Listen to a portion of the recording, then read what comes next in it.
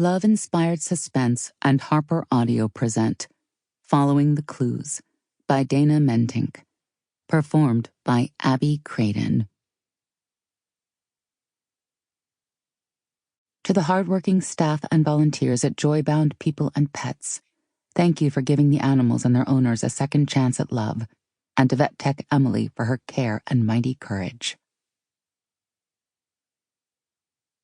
While we look not at the things which are seen, but at the things which are not seen, for the things which are seen are temporal, but the things which are not seen are eternal. 2 Corinthians chapter 4, verse 18. 1. Kara Wolf's joy turned to fear. One moment she was massaging her bloodhound Millie's saggy head, settling her in the back seat with her companion and guide Phil, an enormous white Anatolian shepherd. The next, she and the dog were diving into the tangled bushes, out of the way of a rusty van that suddenly erupted onto the trail. The van barely cleared her vehicle as it clattered by, spewing mud. Kara landed painfully on her stomach, Millie beside her. Before she'd even managed to roll over, Phil dove out of the open car window, barking furiously at the vanishing van. He chased it for a few yards until he barreled back to his charges. Kara sat up, waving Phil off. "I'm all right, boy." He anxiously examined Millie, sniffing and licking his charge until he was satisfied she was uninjured also. Millie gazed in his direction with her filmy eyes and indulged his fussing. Millie was almost completely blind, so the accident had probably frightened her badly. Kara groaned as she observed the ripped knee of her jeans. What had just happened?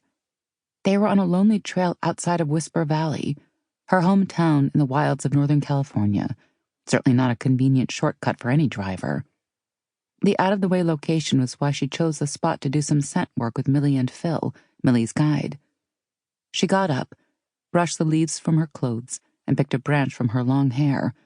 And why, she huffed as she took inventory, hadn't the guy stopped to see if he'd caused injury or worse? It wasn't likely the driver of the van had intentionally tried to run them down. Who would even know a woman and her two dogs were conducting a training run on a muddy, seldom-used road? Didn't excuse them from not stopping, though. She took a couple of pictures of the ruts the van's tires had left in the earth, but it was a cursory effort. She'd call the police from the car when she could get a signal, but they wouldn't be able to do much. Her primary goal was to hurry to her next stop, then get back to Security Hound's ranch safely with her two canine partners. She loaded the dogs quickly. Her breathing was still hitched from the near catastrophe as she carefully piloted her SUV toward the main route, relieved when the trail ended. She hit the brakes before entering the one-lane frontage road, instantly catching sight of a sea-blue truck approaching, the wipers slapping away at the spritzing rain. Big Blue. She gaped in disbelief, instantly plunged into a memory. Beau O'Connor's deep voice, unusually soft for such a big man. Big Blue's the best set of wheels in Siskiyou County.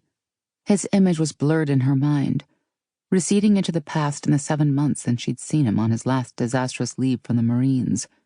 After their relaxed dinner together where he'd teased her about being a vegetarian, and she'd returned in kind about the massive steak he'd devoured, he'd gone home to his mother's place, and everything had exploded.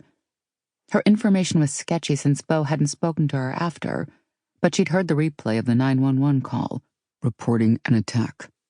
Beau's concise speech spoke of his military training, as did his description of the area, a spot overlooking his mother's fish hatchery property. But the details of what he'd witnessed were unclear. A figure in dark clothes strangling another, both appeared to be males, one wearing a yellow sweatshirt. The police had told him to wait until they arrived, but of course he hadn't. No, Beau was a person she'd known since the 4th grade who'd once chased a pedestrian for 10 blocks in the sizzling heat to return a wallet he'd left at the bus stop. Beau didn't wait when he could act. Beau had sustained a head injury. He'd been transported to the hospital. She'd not been allowed to see him for the first few days, and then when the police and doctors were done, Beau had mystifyingly declined any and all visitors. A week later, he checked himself out of the hospital and left without a single word of explanation. She'd not heard a thing from him since, in spite of her calls and texts. She blinked as a familiar blue truck passed her. Was it actually Sample complete. Ready to continue?